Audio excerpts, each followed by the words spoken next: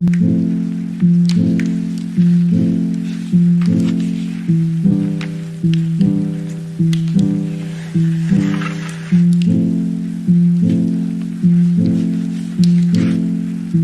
Friends, welcome back. അപ്പോൾ എപ്പോഴത്തെ പോലെ തന്നെ ഒരു day in my life video ആയിട്ടാണ് ഞാൻ വന്നത്.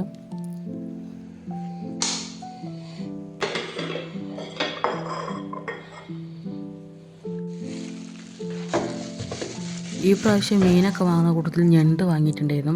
അപ്പം ഞണ്ട് ബിരിയാണി ഉണ്ടാക്കാൻ കുറേ കാലമായി വിചാരിക്കുന്നു. അപ്പോൾ അത് ചെയ്യാൻ വിചാരിച്ചു.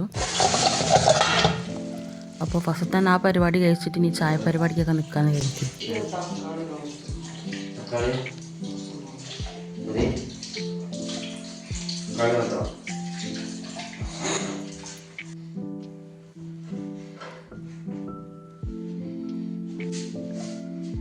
ഞണ്ട് ക്ലീനാക്കി കിട്ടിയതുകൊണ്ട് വലിയ പണിയൊന്നും ഉണ്ടായിരുന്നില്ല. ഇതിങ്ങനെ ക്ലീനാക്കി കിട്ടില്ല, അതെന്തോ തിരക്കൊന്നും ഇല്ലാത്തതുകൊണ്ടാന്ന് തോന്നുന്നു ക്ലീനാക്കി തന്നത്. ഇനി റൈസ് ഉണ്ടാക്കാൻ പോവാണ്. അപ്പോൾ റൈസ് ഉണ്ടാക്കുന്ന വെള്ളത്തിലേക്ക് ഞാൻ ഞണ്ടിൻ്റെ കുറച്ച് ചെറിയ കാലുകൾ ഉണ്ടാവില്ല, അതൊന്ന് ഇടിച്ചിട്ട് അതിലേക്ക് ഇട്ട് എൻ്റെ ഫ്ലേവറിന് വേണ്ടിയിട്ട് 1 ഗ്ലാസ് അരിക്ക് 1.5 ഗ്ലാസ് വെള്ളം അളവിലാട്ടോ ഞാൻ വെക്കുന്നത്. അതിൽ ആവശ്യത്തിന് ഉപ്പിട്ടിട്ട് നമ്മൾ നന്നായി ബോയിൽ ചെയ്യുക. അതിനുശേഷം നമ്മൾ ഈ ഇട്ട ഞണ്ടിൻ്റെ കാലൊക്കെ ഊറ്റി മാറ്റുക. അതിനുശേഷം നമ്മൾ കഴുകി വൃത്തിയാക്കി വെച്ച് അരിയിട്ടിട്ട് നന്നായിട്ട് സാധാരണ നമ്മളെങ്ങനെയാണോ ഇങ്ങനെ റൈസ് ഉണ്ടാക്കുമ്പോൾ വെള്ളം വറ്റിച്ചെടുക്കുക അതുപോലെ ആക്കിയെടുക്കുക. വേണമെങ്കിൽ 1-2 ഗ്രാമ്പൂ, പട്ട, ഏലക്കായൊക്കെ ചേർക്കാം. മസാല ഉണ്ടാക്കാൻ തുടങ്ങാം. വേറൊരു പാത്രത്തിൽ കുറച്ച് ഓയിൽ, സ്ലൈസ് ചെയ്ത ഉള്ളി, ഇഞ്ചി, വെളുത്തുള്ളി, പച്ചമുളകും ആവശ്യത്തിന് ഉപ്പിട്ടിട്ട് നന്നായിട്ടൊന്ന് സോട്ട് ചെയ്ത് റെഡിയാക്കാം. ഉള്ളിയൊക്കെ നന്നായിട്ട് വാടിയ സമയത്ത് ചെറുതാക്കി മുറിച്ച തക്കാളി കൂടി ഇട്ടിട്ട് അതും അതുപോലെ തന്നെ നന്നായി സോഫ്റ്റ് ആവുന്ന വരെ സോട്ട് ചെയ്തെടുക്കുക. മൂടി വെച്ചിട്ട് അതിലേക്ക് മഞ്ഞൾപ്പൊടി, ഗരം മസാലപ്പൊടി ഇടുക. ഈ 2 മസാല, വേറൊരു മസാലയും ഇതിലിടരുത് തൊട്ട് ഈ ബിരിയാണീൻ്റെ അകത്ത്. ഈ സമയത്ത് നിങ്ങൾക്ക് വേണമെങ്കിൽ തൈര്, നാരങ്ങനീരൊക്കെ ഒഴിക്കുക. അതൊന്നും എൻ്റെ അടുത്ത് ഇപ്പം ഇല്ലാത്ത കാരണം ഞാൻ കുറച്ച് വിനീഗർ ഒഴിക്കുന്നുണ്ട്. പിന്നെ അതിന് ശേഷം നമ്മൾ ഞണ്ടിടുക. എന്നിട്ട് നന്നായിട്ടത് കുക്ക് ചെയ്തെടുക്കുക. ഏകദേശം ഒരു 10-15 മിനിറ്റ് ഇതിന് കുക്കിംഗ് ടൈം ഉള്ളൂ, ഒരുപാട് നേരമൊന്നും ഉണ്ടാവില്ല ക്രാബിന്. അതിനുശേഷം നമുക്ക് എന്താ പറയുക, മല്ലിയിലയും പുതിനയൊക്കെ ഇതിൽ ഈ സമയത്ത് ഇടാം കേട്ടോ.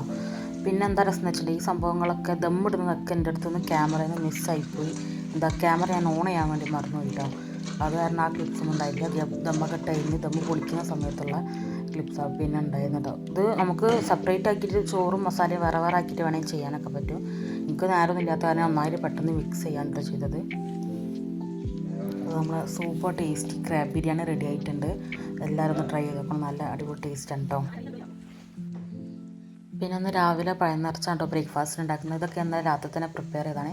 ഇതിൻ്റെ വീഡിയോ വേണമെന്നുണ്ടെങ്കിൽ ഇതിൻ്റെ തൊട്ട് മുമ്പുള്ള വ്ളോഗിൻ്റെ വീഡിയോ ഉണ്ടാകും, അതിലുണ്ട് കേട്ടോ. പിന്നെ അത് പൊരിക്കാൻ വേണ്ടിയിട്ട് മൈദയിൽ കുറച്ച് ഉപ്പും വെള്ളവും ആക്കി ഈ ഒരു കൺസിസ്റ്റൻസിയിൽ റെഡിയാക്കി എടുക്കുക. എന്നിട്ട് എന്താ പറയുക, ചൂടായ എണ്ണയിലേക്ക് ഇത് കാണുന്ന പോലെ തന്നെ ഈ സംഭവം ഇങ്ങനെ അടച്ചിട്ട്, എങ്ങനെയാണ് പറയേണ്ടത് അറിയില്ല, എനിക്ക് മനസ്സിലായല്ലോ, അതുപോലെ ചെയ്തുകൊണ്ട് 2 ഭാഗം നന്നായിട്ട് ഫ്രൈ ചെയ്തിട്ട് എടുക്കുക കേട്ടോ.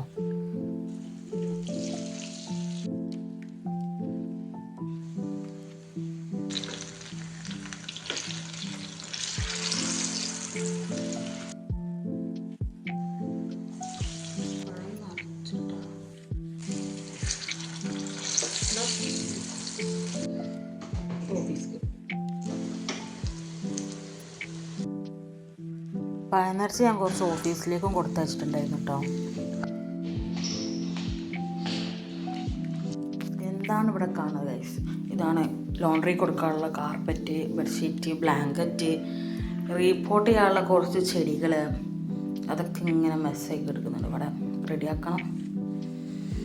പിന്നെ ഇതാ രാവിലത്തെ തിരക്കിട്ട പണികൾക്ക് ശേഷം കുറച്ച് പാത്രങ്ങളൊക്കെ കഴുകാനുണ്ട്. കുറേ ഒന്നുമില്ല, എന്നാലും അത്യാവശ്യമുണ്ട്.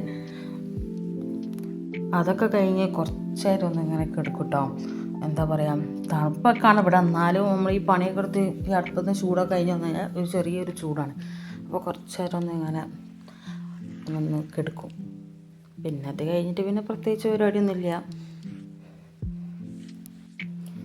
അങ്ങനെ പിന്നെ അതിനുശേഷം ഉച്ചയായി പിന്നെ ലഞ്ച് കഴിച്ചു. ലഞ്ച് പറഞ്ഞിട്ടുണ്ടെങ്കിൽ എന്തായാലും ട്രൈ ചെയ്ത് നോക്കാം കേട്ടോ. ക്രാബ്, ഈ സീ ഫുഡൊക്കെ ഇഷ്ടമുള്ള ആൾക്കാർക്ക് നന്നായിട്ട് ഇങ്ങനെ ഇഷ്ടപ്പെടും. നല്ല ഫ്ലേവറല്ലേ ഞണ്ടിൻ്റെത്. അപ്പോൾ എന്തായാലും ഒന്ന് ട്രൈ ചെയ്ത് നോക്കാം, അടിപൊളി ടേസ്റ്റ് കേട്ടോ. പിന്നെ അതാ കുറച്ച് വാട്ടർമെലൺ കട്ട് ചെയ്തുകൊണ്ട് വന്നിട്ടുണ്ട്, വത്തക്ക കേട്ടോ. അപ്പം മൊത്തം ഇപ്പം കഴിക്കുകയും ചെയ്യില്ല, പക്ഷെ പക്ഷെ മുറിച്ചേക്കും വന്നാലും മുറിച്ചേക്കും വന്നാലും വേണമെങ്കിൽ നമുക്ക് പിന്നെ പെട്ടെന്ന് കഴിക്കാമല്ലോ. അപ്പം അങ്ങനെ അത് കട്ട് ചെയ്ത് വെച്ചു, അതൊക്കെ കഴിച്ചു. പിന്നെയും കുറച്ച് നേരം ഇങ്ങനെ വെറുതെ ഇരുന്നു.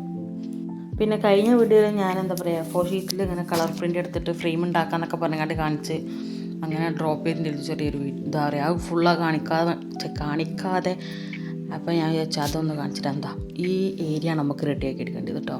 ഓരോ കോർണറും ഒരേ തീമല്ല ഓരോ തീമാക്കി ചെയ്യാമെന്നൊക്കെയാണ് ആഗ്രഹം. അപ്പോൾ അതിൻ്റെ പരിപാടി നോക്കണം. ഇതൊക്കെ ഇന്നലെ ഞങ്ങൾ ബീച്ചിൽ പോയപ്പോൾ ഇങ്ങനെ താഴത്ത് കിടക്കണം. അപ്പം എടുത്തുകൊണ്ട് വന്ന് തീൻ്റെ മുകളിൽ വെച്ചു. സംഭവം കാണാൻ നല്ല ഭംഗിയില്ലേ, ഒരു കോൺട്രാസ്റ്റ് കളറായിട്ട് നല്ലൊരു ഭംഗിയില്ലേ കാണാൻ. അവിടെ എന്താ പറയുക ഇവിടെ ആട്ടെ ചെയ്യുന്നത് പരീക്ഷണാർത്ഥം ആയതുകൊണ്ട് ഈ ഒരു ചെറിയ പോർഷൻ്റെ വള്ള ഒന്ന് ഒട്ടിച്ച് നോക്കാൻ വിചാരിച്ചു.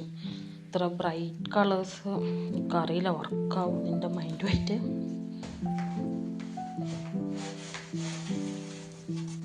ഈ ചിത്രങ്ങളൊക്കെ ഞാൻ പിൻട്രസ്റ്റിൽ നിന്ന് ചെയ്തെടുത്താറുണ്ടോ ഇതും.